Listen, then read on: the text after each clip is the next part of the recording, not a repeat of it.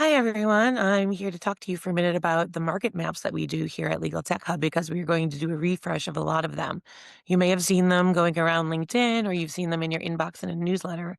But what we've been doing since the spring of this year is mapping out the marketplace in terms of AI use in legal tech tools. We started with our generative AI map for legal, which started with 400 solutions. Now, quarterly, we've been updating it and are up to over 700 of them. And we're going to be doing a quarterly refresh, which coincides with the end of the year for all of the legal tech solutions that use generative AI that we are aware of. We also did an agentic AI map over the summer that we will be refreshing for the end of the year. And now in coordination with the Blickstein group, we're mapping out the ecosystem for solutions specifically for corporate law or in-house lawyers. And so every time we publish these maps, we get a great response. But one of the biggest ones we get is, why am I not on it? How do I get on your maps? And that's what I'm here to tell you. It's actually an easy answer. If you're not on it, it's because we don't know about you. So what we need you to do, if you want to be included in these market maps, is to create or update your profile on Legal Tech Hub. And that's free. Every company can have that free profile. And we need to know if you are using AI, if you're using generative AI, if you're using agentic AI, specifically for law firms or corporate legal. So the answer to everyone's question of how do I get on this map is we just need to know what you're doing. So this is your PSA to update or create your profile on Legal Tech Hub so that you will be included in our next data sweep to be on our maps for the end of the year. We're currently working on our map for corporate legal. And so if you want to be on any of those maps because that's what you do, go to legaltechnologyhub.com and there's a link on there about how to create or update your free profile. Or if you have any questions, you can email curation@legaltechnologyhub.com. So let us know what you're doing so we can let the market know what you're doing and you can be on our next map if it's appropriate. Thanks.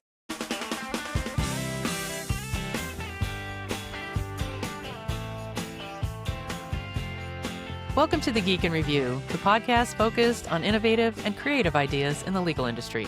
I'm Marlene Gebauer. And I'm Greg Lambert. So this week, we are looking at one of the most fundamental elements of the justice system, and that is the record. So for decades, the creation of that record has been defined by the stenographers in the courtroom.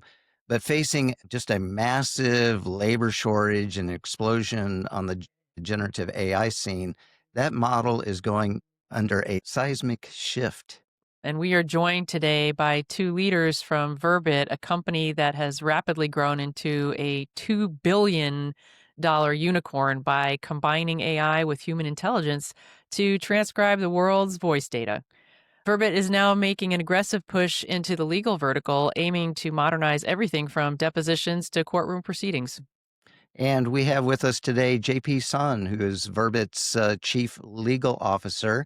JP brings a unique dual background with both degrees in computer science and law, and he has previously served as VP of legal at Vonage. He is the one ensuring that this new technology meets the rigorous standards of admissibility and defensibility that the law demands. And we're also joined by Matan Barak, Verbit's head of legal product. Matan is the architect behind the tools that are turning passive transcripts into active intelligence, using Gen AI to spot inconsistencies in real time. So JP and Matan, welcome to the Geek and Review. It's good to have you here. Great to be here. Thank you both. Great to be here. So, I was laughing because I was watching TV the other day, and at the end of a television show, the transcripts read that it was transcribed by Verbit. And I was like, oh, and I was telling my wife, I was like, I've got these guys on the show coming up. So a lot of people may have seen Verbit and not realize that that's who we're talking to today. But let's talk about this transition that you've made into the legal industry. Is this a move that you think is just being driven purely by the technology being finally ready for the courtroom, or is this a response to some critical need from the shortage in stenographers that we keep hearing about? Either one of you wants, Matan? No, of course. So just as a quick point, like Verbit was established in 2017, And from day one, we are working in the legal industry by providing our services, our transcription services, by creating final versions for the court reporting. We are working with some of the most known court reporting agencies. But to your point, both answers are correct. Yeah, on one end, there is like the amount of stenographers is declining, and you have the need for the digital reporters that are providing more digital solutions. And on the other end, the demand from the customers, from the lawyers, is to make the technology better, make sure that they get the transcript as fast as possible. And on top of it, also using the AI, providing another layer of intelligence on top of it. So to your answer, yeah, on one end, the fact that we have that the stenographers, that there is like a change in this industry is happening really fast. But on the other end, the evolvement of the AI and the fact that the transcription is becoming more easy to create, and by that creating like another layer on top of it, is what drove us to go more into the legal space. I may add one more thing. In legal, and you mentioned that our solution, you've probably seen it without really knowing that this is us behind the scenes by creating the closed caption for the majority of the media networks in the US. But in legal, what is interesting that the transcript is being used not only for creating the text alone. You're building the case accordingly. You take it to court. You are preparing for your next deposition or next session. So the reason to go to legal is because of those things. I understand that court reporters, because there is a scarcity, I mean, they make a pretty good living off of what they do. And I'm wondering, are you seeing any tension at all sort of between sort of that industry and companies like Verbit?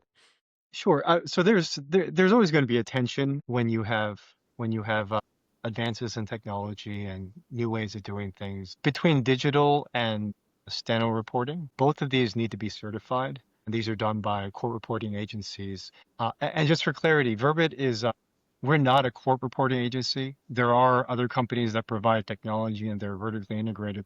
But for us, our approach is we want to be there to support our customers and our partners, including court reporters and agencies. And that's how we intend to do it going forward.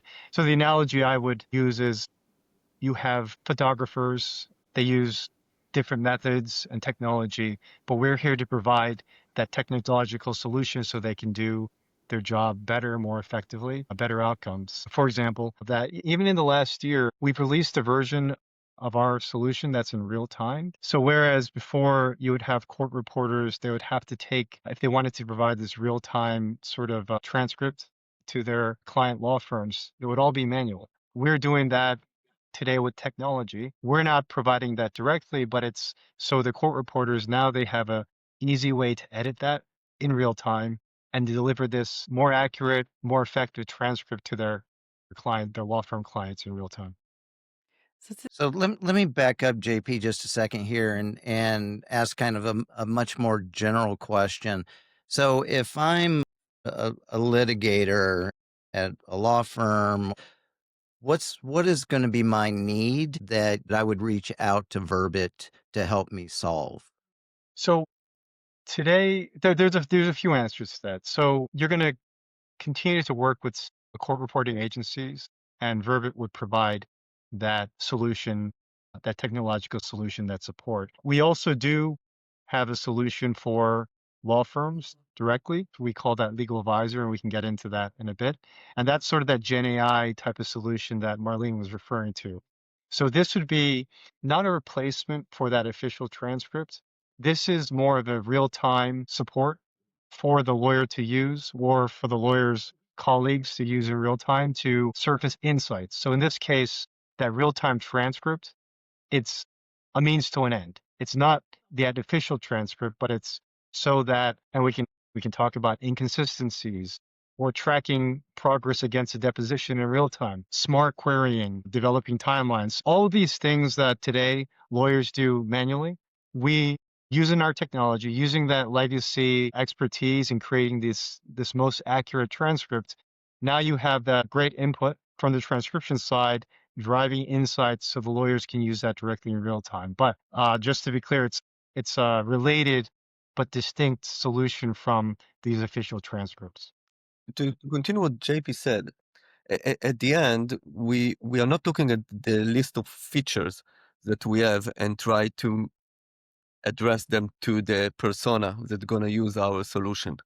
What we did with the legal industry in specific, we did a lot of discovery before creating those capabilities that was tailored for the lawyer. We did some shadowing of the position, a lot of interviews, in order to make sure that we are providing value and really impact the way they are working. So the goal is, for example, during a deposition, to empower the second chair.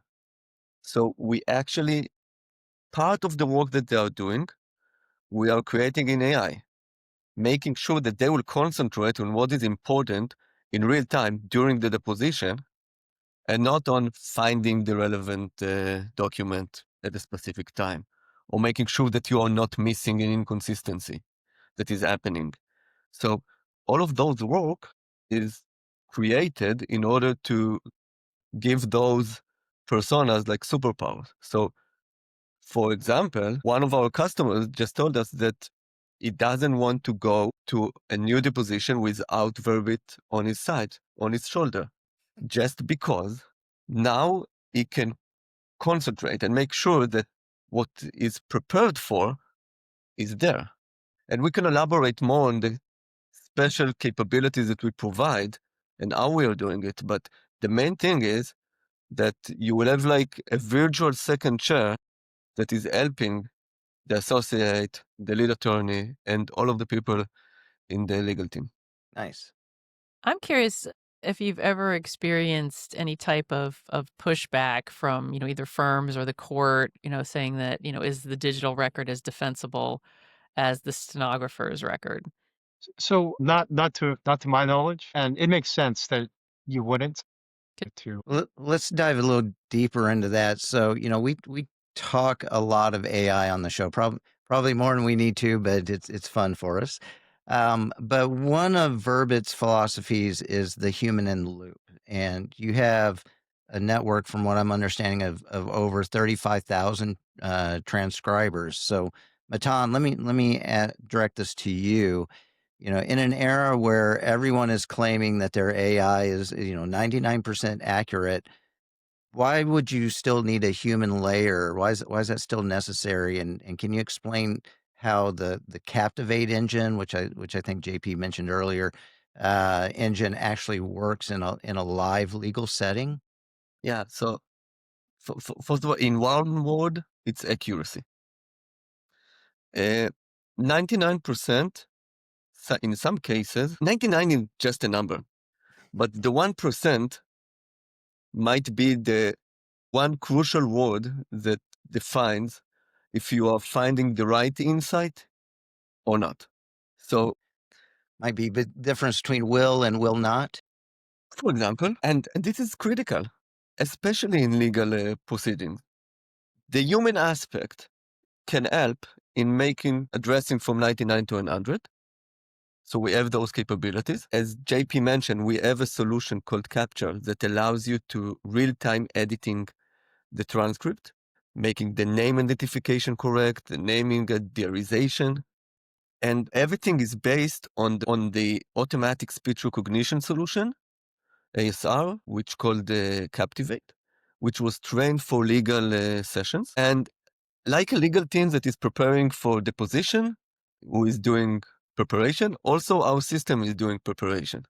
The way we are doing it, we are connecting to the case documents, extracting the relevant terms, and making sure that we are pushing it to our automatic speech recognition solution in order to boost the accuracy of the transcription. I can give you an example from the real world. You've mentioned before the start of the podcast that sometimes you go and change the transcript in order to make sure that the word is correct. Imagine that before the podcast, you upload all of the material about me and about JP and about Verbit, and it will automatically extract the relevant terms about us with the right spelling and will address it in real time during the transcription. So this is exactly what we are doing during our legal proceedings that we provide the solution for. Yeah, I was thinking as I was telling you that my transcript isn't 100% accurate. Maybe I should give this to Matan and JP first and let them go through. JP, you've spoken about how AI can shift business models for firms, especially say contingency-based areas like personal injury. And you mentioned moving from billable hours to optimization. So are you actually seeing firms actually change how they value the deposition phase because of tools like this? And does getting to the truth faster actually save them money, or is this just disrupting their normal billing cycle and understanding? Yeah, it's a great question. In general, putting aside legal advisor, but in general, the the economic model question, that's one of the most fundamental questions we're seeing today, at the intersection of AI technology and the commercial implications of that. I haven't personally seen a ton of movement there yet. I'm still getting hourly You're not billed, alone. our outside counsel. But plenty of chatter. Of course, like we've seen the same kind of discussion happen anytime there's an update in technology. So a TBD and the billable hour, actually, it's something that's been around. You may be surprised to know for over a century.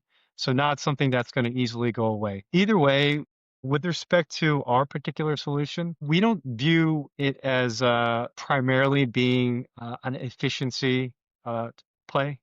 It's not. The main focus isn't on reducing that billable time.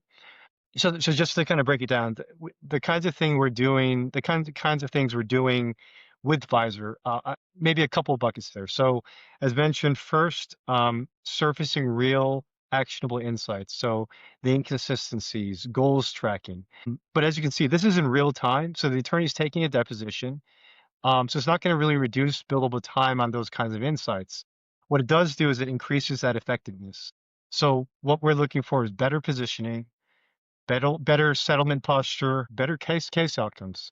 So, for example, you catch that inconsistency in that damages position by your expert, but or the other side's expert. It may not be in their expert report, but it may be in some statement somewhere in the documentary evidence that they made in the past. And if you can catch that in real time, that's going to help you win the case. Beyond sort of the real time, there's of course the pre-deposition, the post-deposition. An example would be a deposition summary. So theoretically, yeah, these are the kinds of things that are asynchronous, more susceptible to making it more efficient, things like gathering, organizing case materials. But still, our focus isn't on reducing work. I mean, that may be a consequence, but it's on making these better outcomes happen. Yeah, that makes sense. And I think we're going to see, just like I said, summaries. We're going to see these kinds of things become more of a market expectation in terms of billable work, but it's not something we think that we're necessarily driving with our product, but we're going to see that in the market as a whole. So when litigators look at, let me break into that just a little bit with the legal visor. So beforehand, I'm uploading all of my information into the system so that it knows certain things. It knows names. It knows the history of it. It may look at expert witness information. So it gives you that preparatory, ready to go. And then, if I'm the litigator in Matan, you were talking about having the second chair on your shoulder, being there to whisper into their ear when something isn't quite right. So, I'm looking at that as, I guess what I'm asking is, what am I getting that preps me? And then what am I getting that I'm getting real time as I'm doing a deposition? What was the information look like to me to let me know? First of all, you get the transcript. And what we found out in the beginning when we thought about this solution, we said, you don't need the transcript. Let's give only the insights because they will not have the time. They don't want to actually look at the transcript. But what we found out that it's not that they are looking at the transcript. It's becoming essential for them. In some cases, they even give it to their clients to see what is going on during the sessions. In some other cases, they want to give it to the associate that is not physical located in the room. So they are remote. So they can keep track of it. They don't need to really join the meeting itself, the position itself. They can only look at the transcript. And like using transcript in real time, you can go back, read what is being said, and even play it. So first of all, you're getting the transcript. On the other side, and I mentioned it that we shadowed what second chairs are actually doing. So one of the important capabilities is search. So at any point, you can mark a specific entity like a name, location, date, or ask any question, and you will see two types of searches. One is the semantic search, Google-like search, that you get all of the documents that this specific entity or question is relevant for. And you will also get an AI answer. But what is important in the AI answer and also on the documents is that you get the references for everything. So you get what are the documents that are relevant for this and what line within the transcript in real time is also relevant.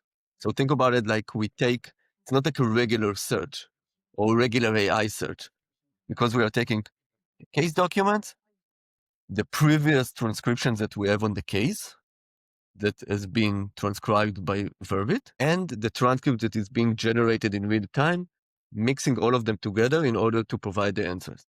And the last piece it's the non-manual one. It's the automatic insights that on demand can create different types of summaries. We can find inconsistencies between the recorded transcript to the case document. And we also have the ability to track your deposition outline or any outline, no matter the style that you are using. If this is like a list of items or you have it marked with, bullets, we are able to track the deposition outline that you upload to our system and say to you in real time if this topic was covered, not covered, what was the answers, what are the references for the answers, and rather if it was achieved, partially achieved, or not achieved. So you can take a break, see if you see all of the items, Right. and go back and make sure that you cover all of those. I'm curious as to whether this could be also used for deposition prep. Do you have lawyers that are using it for prep and helping prep their clients for depositions? It's a great question. We build the solution from user experience point of view on case-based.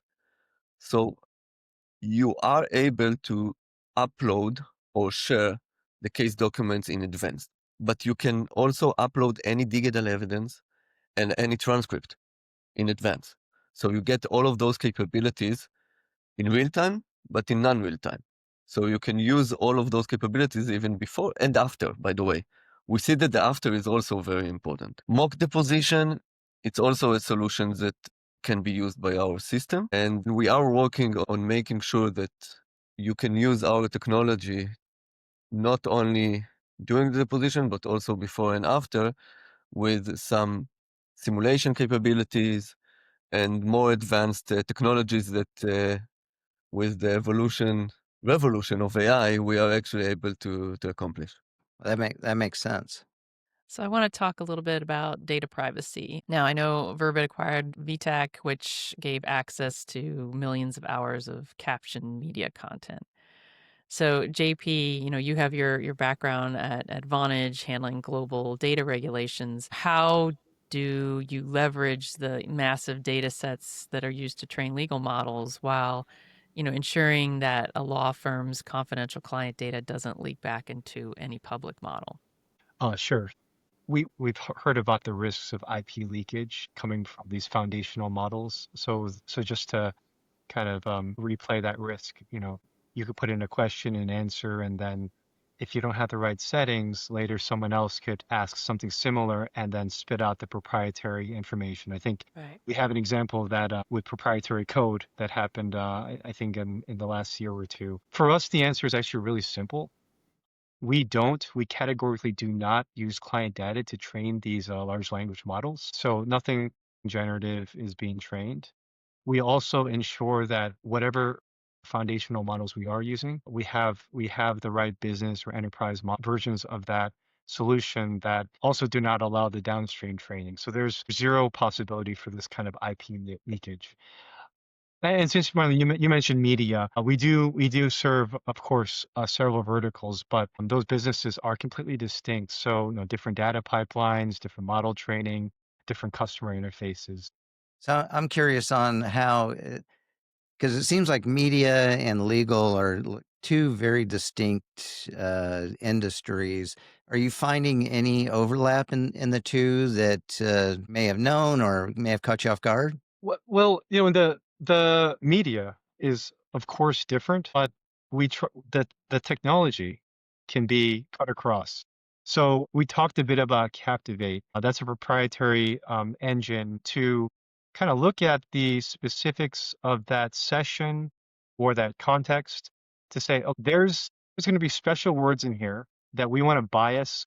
The word is bias, where basically weight our technology towards these words that we know are more likely to come up in these contexts. And the one I always use is, what if we're going to see the World Cup in a few months, right? We get the Polish national team against the Czech national team, and if you just try to put it through, you can put it through the best automatic speech model in the world, but if you don't tune it, you're probably going to get every single one of those names wrong, Yep. and it's going to be horribly wrong. So what you do is you put the materials in beforehand, and you get the spellings with the pronunciations, and it's like magic. It comes up with the right spellings for those names because we've biased the model towards those. And you can see that same technology is applicable whether it's media, or it's education, legal. You could have cases about pharmaceuticals. You could be reporting on pharmaceuticals in a news story where you could be teaching it in a chemistry class, right? But to be able to tune it based on that context, that's where we're seeing the power of our platform and sort of the investments we've made cut across all these different industries. Yeah, I can say that the infrastructure of the technology that we've built is being used for different industries, media, education, and also legal. As JP said, this is a transcript. We are now exploring even taking another technology that is being used in media for the legal industry. The technology called audio description. So when you go and watch a movie on TV, you have the option to add like audio descriptions that actually explain what you see on the screen. I don't know if a kid is running on the background or something like this. We did an experiment. It's still not live. We don't have it in production, but we took the same technology that is doing everything automatic. We call it visual description. And based on the video recording, digital evidence it can be, or if you have like a video recording of the session itself, we can use the same technology in order to identify if someone is nervous, if someone is hesitating, based on his facial expression, based on his body language. So it's using at the end the same technology. Interesting. Mhm. I think Makes that's sense. something that we're going to see a lot more of as we go along. It's going to be interesting to see how legal applies that type of kind of three dimensions to the depositions and legal proceedings. Really Yeah, interesting. the type of thing that was sort of in your head if you were taking the deposition, now sort of comes out on paper.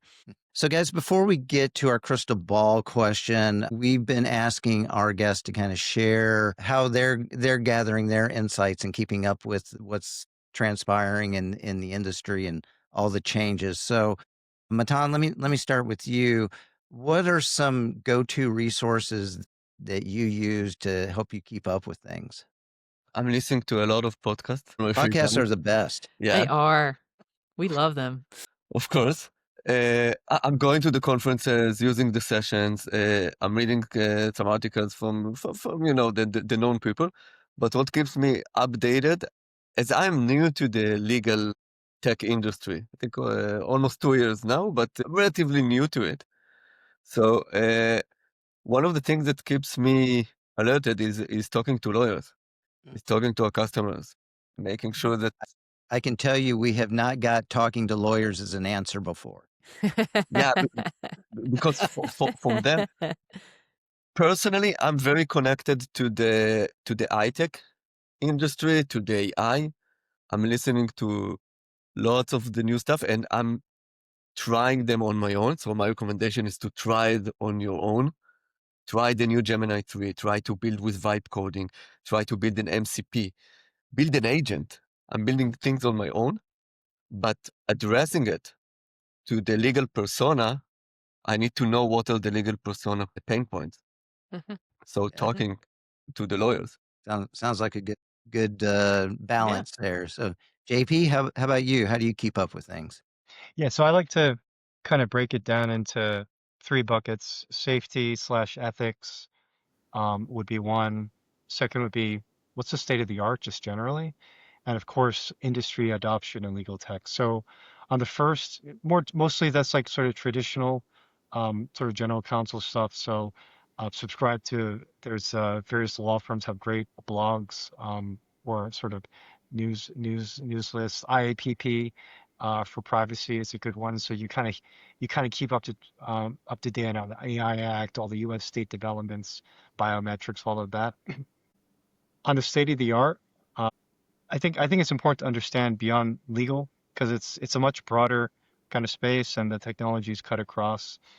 So of course, we have um, I have non-industry blogs. MIT Tech Review is a great one. I like to keep track of. There's good books these days. I just read there's The Singularity is Nearer by Kurzweil. I Oh, think that's like the sequel to his one that he did 20 years ago. That's a very interesting read. And of course, on the industry, there's some great standbys. Artificial Lawyer, I think we were talking about that earlier. Legal Tech Hub, and it's good to kind of hear it from many different places because you start to triangulate to what's where things are going, once you hear it many, many times. And of course, as Matan says, there we try to go to the important conferences. Certainly, Legal Week, ILTA, all of those are important to keep in real time. Mhm. All right, so we have the crystal ball question, and this is where we ask you both to sort of gaze into your crystal ball and see what sort of future predictions you can offer us. Do you foresee a future where the text transcript becomes secondary and the official record is really, a searchable AI tag video file? Do you think the courts are ready for that anytime soon? Not anytime soon. They are stunned. I mean, it's yeah. I mean, I think it'll happen. I Hashtag just don't know if goals. it's gonna be a foreseeable future. I mean, look, the entire system, the laws, the statutes, the filing systems, internal corporate records, everything is based on text. I mean, it's been a text-based system for over 2,000 years. We're gonna see the progress. Maybe you'll see more as augments to the official record, but um, you know, in terms of replacing or sort of becoming primary, I think we're still quite a ways away from it. Not because of the technology, but because of sort of all of these legacy systems that have been Yeah, built. the acceptance, really. I think it's inevitable. I think it's gonna happen. Maybe it's gonna take more time, but it's gonna happen. Yeah. There are movies that said that in Back to the Future Part 2, they said it's gonna happen in 2015, that they're gonna abolish all lawyers. But of course, it's not true. But I think it's gonna happen, and we're gonna see it piece by piece. One capability, another capability. The technology is there. What we need to remember that it's not to seek for solution because of FOMO, because of the fear of not using AI. The solutions need to actually solve real problems. And and at the end, I can say that 2 years ago, I read an article that claimed that 44% of the work of the legal persona can be replaced by AI. It was two years ago, something in the beginning of the Gen AI revolution. Imagine what is the percentage right now. I think that in 10 years from now, it's going to be close to the 99. Let's go back Yeah, to well, this number. it's like all about, could a video transcript, how does that enhance what we have now? Like, does it make it, easier to reach decisions or take action? So Mhm. you're absolutely right. Sounds well. JP San and Matan Barak from Verbit. I want to thank you both for coming in and giving us a really fascinating look at this side of the future of the legal record. Thank you. Thank you you. both. And thanks to all of you, our listeners, for taking the time to listen to the Geek and Review podcast. If you enjoy the show, please share it with a colleague. We'd love to hear from you on LinkedIn and TikTok. So, JP and Matan, for our listeners, we'll make sure that we put links out on the show notes. But for those listening who want to learn more about Verbit or LegalVisor, where's a good place for them to go? Our website, you can find very detailed information. Even sign up for a demo. We'd love to show you what we've built. All right. And it's Verbit, VER. .ai, correct. And as always, the music you hear is from Jerry David DeSica. Thank you, Jerry. All right. Thanks. Bye, everyone. Bye.